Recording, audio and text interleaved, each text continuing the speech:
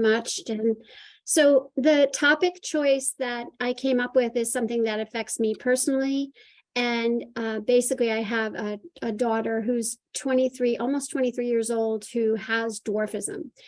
And we've talked often in different stages of her life about how she navigates a world that was constructed primarily for average statured people.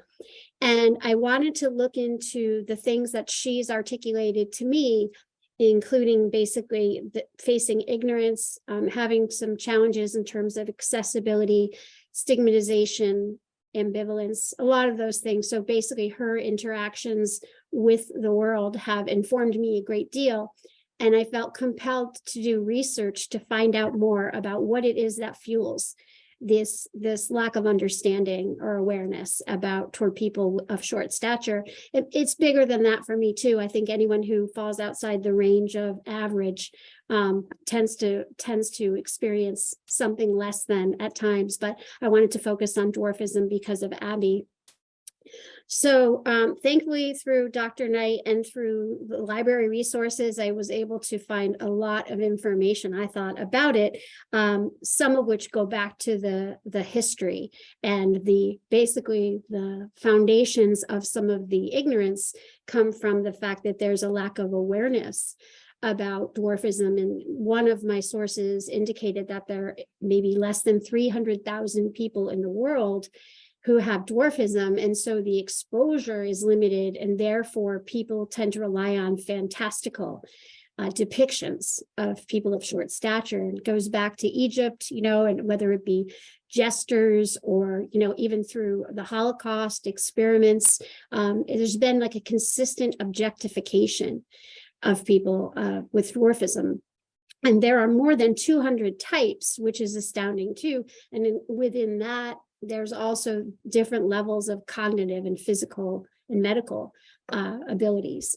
So one of the things that Glenn has encouraged me to do is expand my research to include other, possibly other people who are affected by this. I really see a big part of it relates to privacy and, being interacted with as if you're not a person, but rather an object. So I was going to try to expand my lens to incorporate something about how other people are objectified and other people are subject to privacy concerns. I mean, we've been in places where people have taken pictures of her on their cell phones, right in front of her, in front of me. We've had some people walk on their knees to kind of mimic her, and this is at her place of work. And so it's definitely something that, Peter Dinklage has done an amazing job of kind of transcending the stereotypes, but I feel like there's so much more to be done. My husband and I are both of average height. We knew nothing about dwarfism before we had Abby. So she's been a really big source of inspiration and education.